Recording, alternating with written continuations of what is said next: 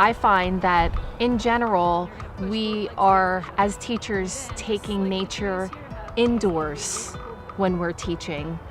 And what's great about Falcons Forest is we're taking the classroom out into nature. All along the coast. It really does highlight the real world. We always like to show the CSI shows and things like that just to kind of show them that that's really not what goes on. Things aren't solved in 24 hours. They're not even solved in 48 hours. I love today. It is so much fun to meet authors, to be with other educators, and to just, really nerd out. Count our red apples. In my classroom, there's so many different personalities and behaviors, and they're 3-year-olds and 4-year-olds and 5-year-olds. They like to move around. They like to be excited and energetic. Hello. Welcome once again to Classroom Close-Up New Jersey. I'm your host, Sean Spiller. We know kids learn by doing, by getting their hands on things, by designing and creating. It's a big part of how I teach in my science classroom right here at Wayne Valley High School. Project-based learning has proven to be very effective, especially when the students work on things they have a passion for. On this episode, we'll focus on projects that inspire students in and outside the classroom. We'll begin in a place named Falcons Forest.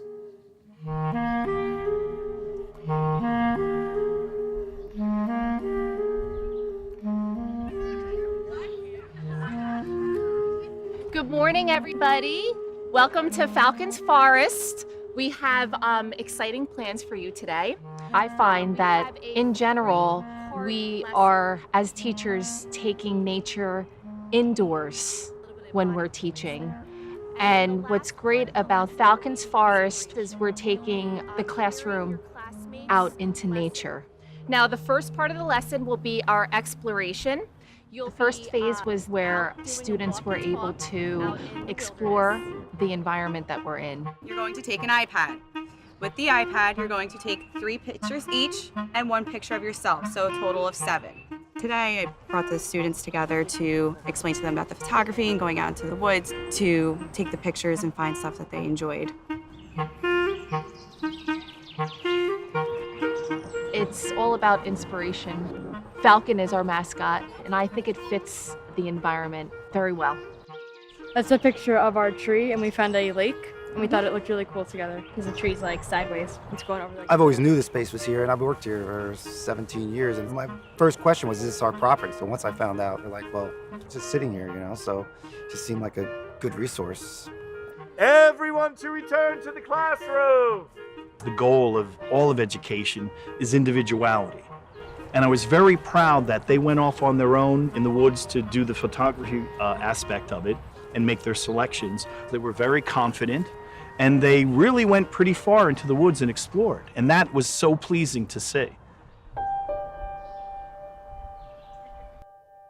And you're going to push both legs against each other. The second phase was the meditation part, where they got in tune with their body so that they could do yoga and visualization. And then, just like the trees here have these lovely roots holding them down, visualize like your own roots pulling you down into the ground. This year, I actually started in my science classroom, just 2 to 3 minutes of mindfulness. Bring your hands down and slide your hips back. When I was doing yoga today, it helped me feel in tune with nature. Toes up, hands up to your neighbor. Help me understand what the surroundings around me. So visualize, feel your lower lungs filling as you inhale, then your mid lung, all the way to the top of your lungs, so you're big and puffy, if you will. The purpose of yoga is to be calm, be one with the world and nature, just let yourself go and be free. When you hear the little chime, don't open your eyes. We want you to think of the first word that comes to mind.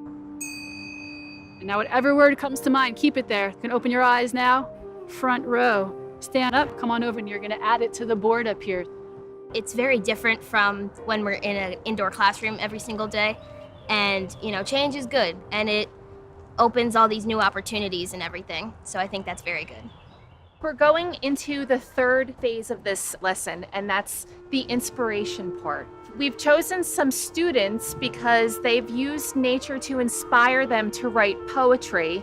And what it comes down to is engaging the students. and how they can use these three parts to create.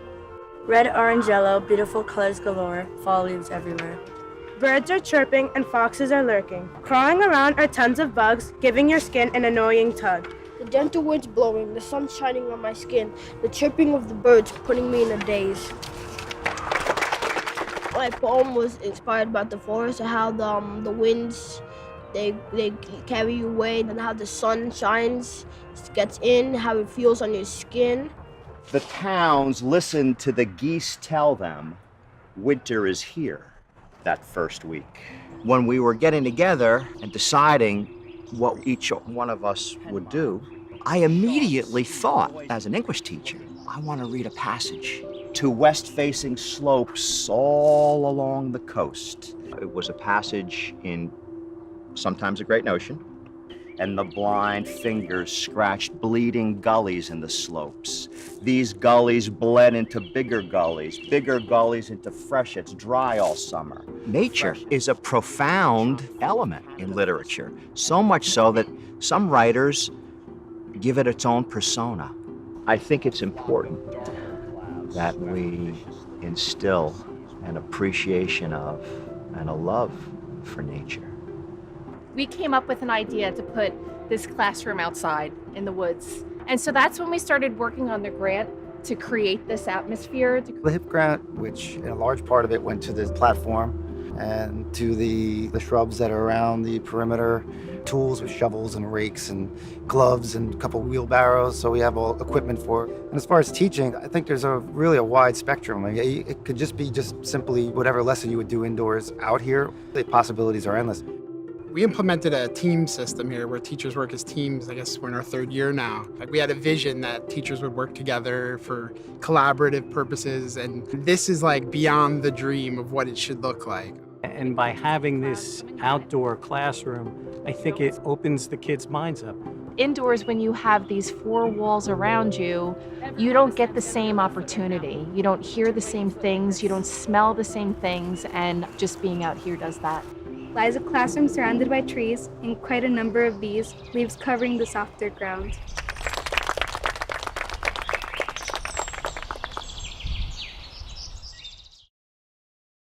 The world needs more Falcons Forest. It's a demonstration of how students can make a difference. Our next story is also hands-on. In fact, the students at Livingston High School are finding fingerprints all over this one. One of our teachers is dead. One of the other teachers that works with them has apparently killed them. So this is the death of Michael Jedwabnik. He's a band teacher at LHS. And this is in the streets of New York City, so that's why there's like graffiti on the wall and everything. So one of our teachers was leaving during lunch and she was shot 3 times by another teacher for taking the parking spot. Oh my gosh, this was my favorite teacher and you killed her. Today is a very exciting day for my forensic science students. We have rented out the entire gym so that 15 teams of 6 students can build a 3-dimensional crime scene. Look at the victim's neck, it looks bruised.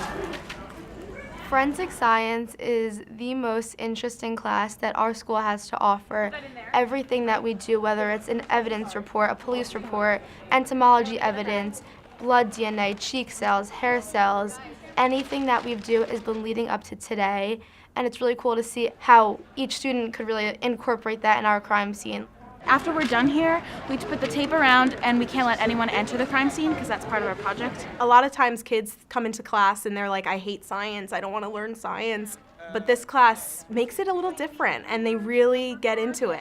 I think forensic science attracts students who have a real interest in investigation. One of the things that's really nice about this course is that it engages students in all of the science and engineering practices found in our standards, as well as some of the cross-cutting concepts where students are looking for patterns and for cause and effect relationships that they'd find at a crime scene. It really helps the students to take the principles of science that they're learning in the classroom and apply it to the real-world experiences that they may become interested in as they decide what their futures are going to look like. So the electrical fire is to kind of throw people off to what the true cause of death is. So under the rug right here, we have a cell phone that's planted, and it's the perpetrator's cell phone. The students have a ton of enthusiasm when it comes to this project. They come up with things that I honestly could never, ever think of. Basically, our crime scene takes place at Bain Haunted House, and one of our teachers was found there, and a couple of our other teachers work there, so it should be interesting to find out who did the crime. It's going to be hard to determine what is actual evidence and what is just props for the haunted house. Yeah. It has to be a solvable crime scene.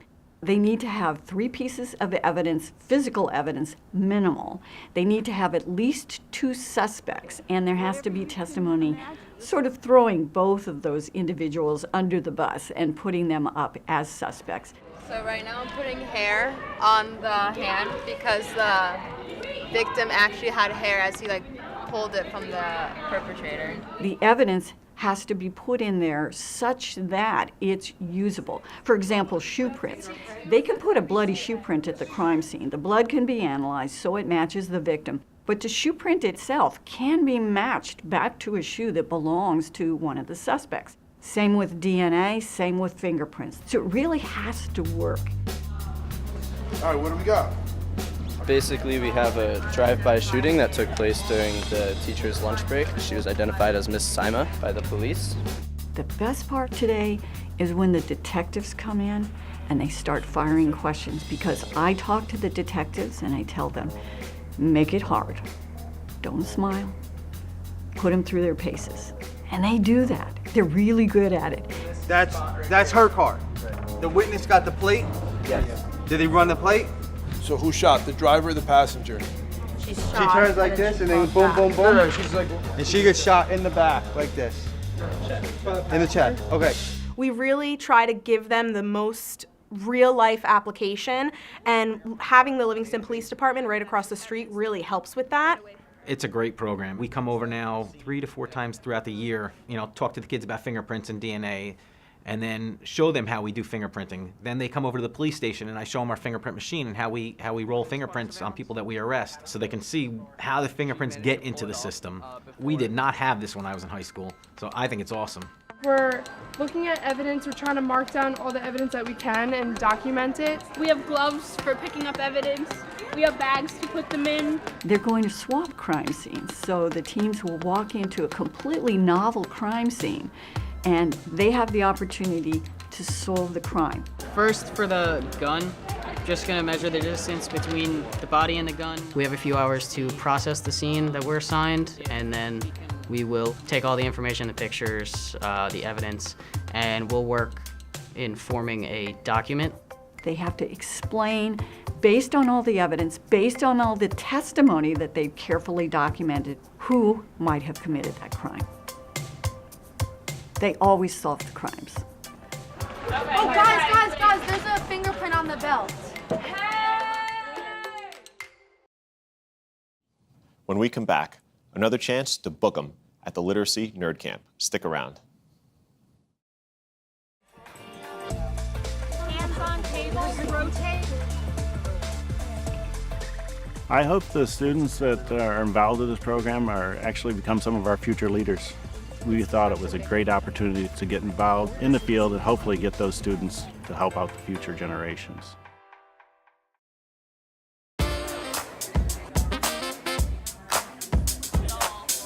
I love today.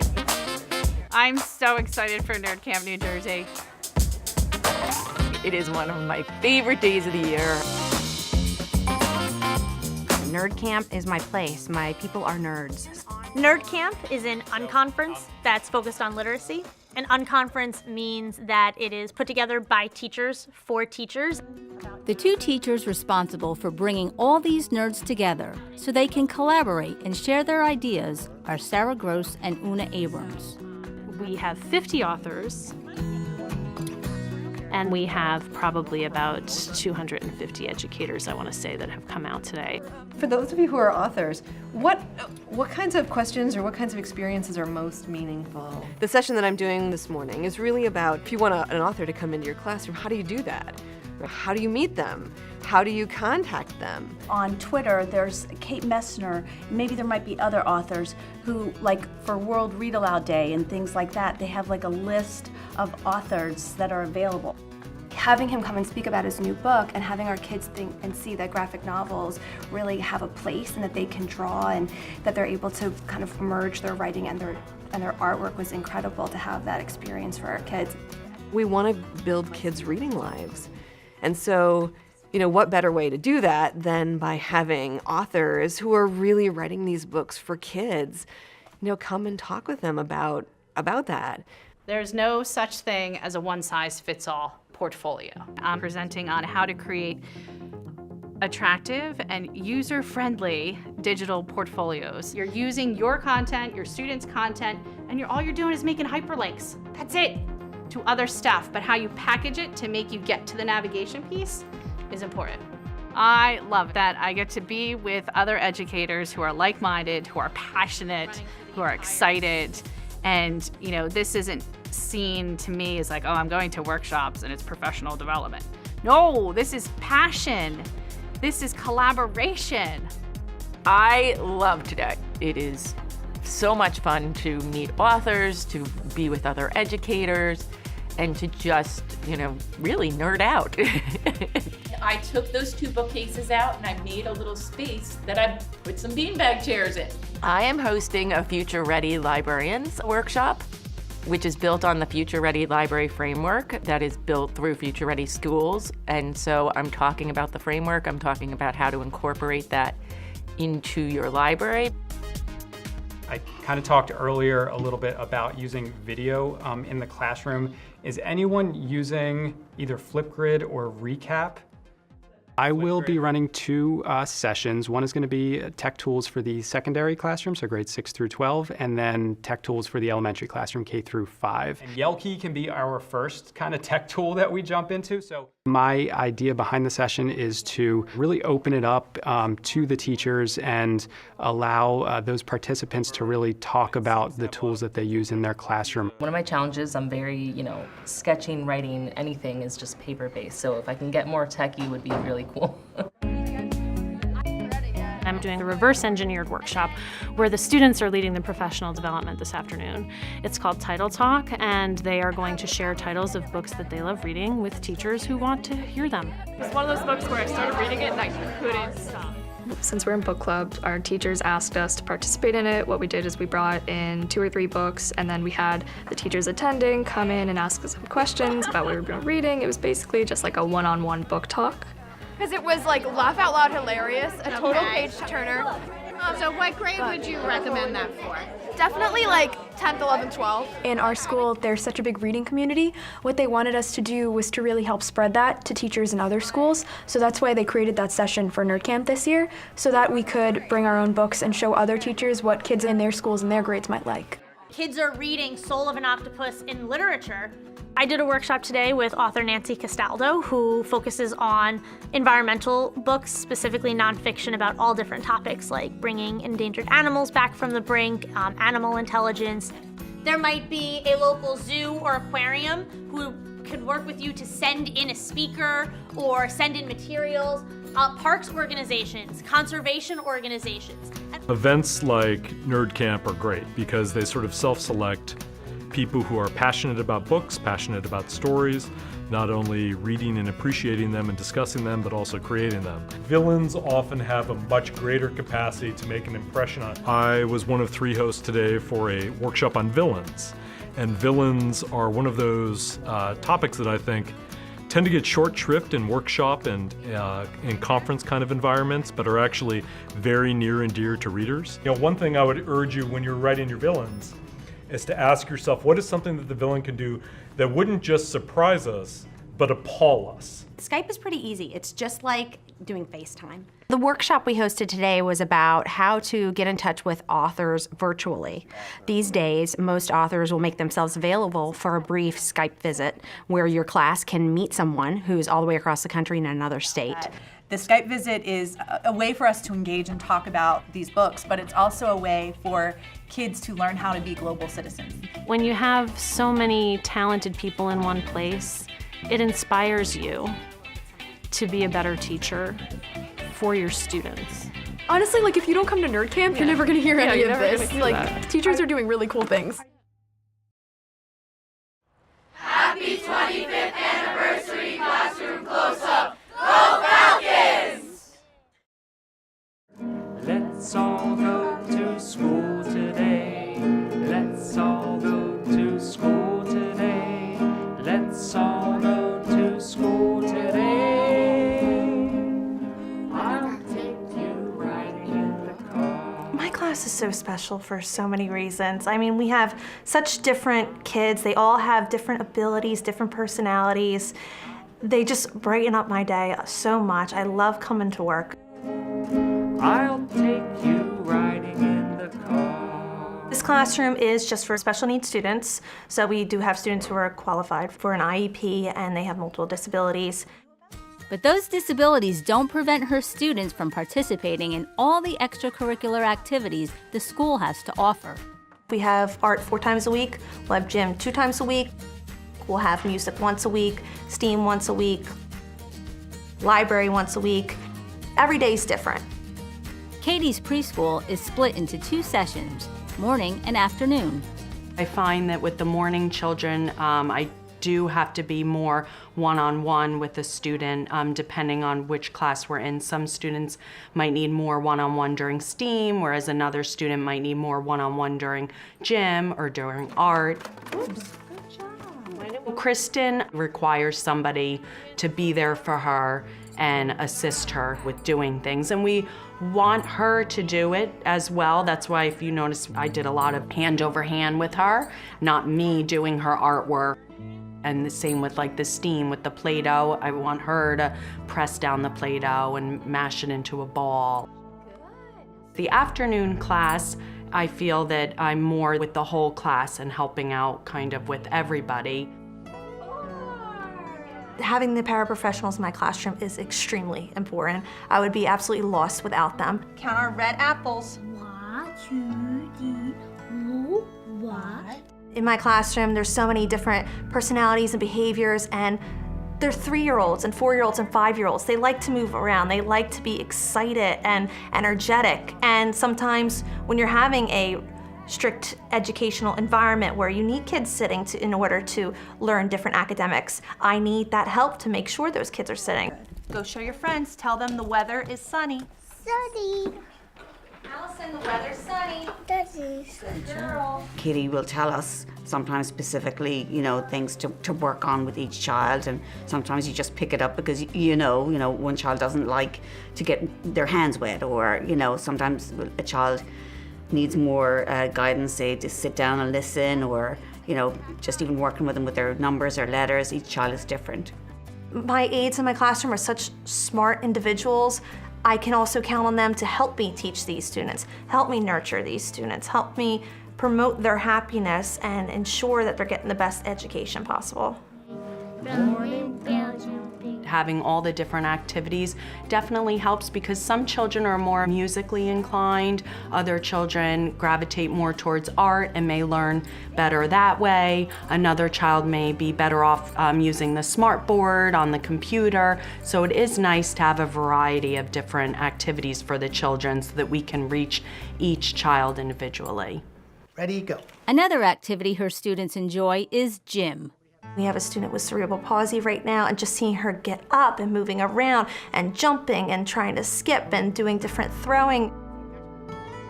Their gross motor skills, I find, just really improve, and they have so much fun doing it. They really do.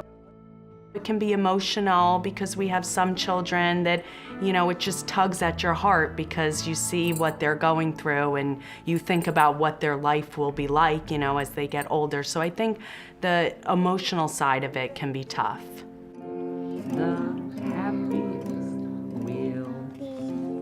We have a great music teacher who comes in with a guitar, and he'll play very mellow songs with them. He encourages them to sing along.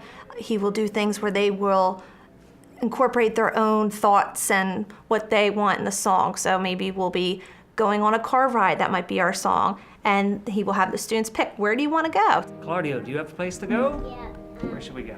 Boogie Land. Let's all go to Boogie Land. Let's all go to Boogie Land. You'll have a moment where you close your eyes, you just relax, and it's really good on like their behavioral skills and a great way to end our day.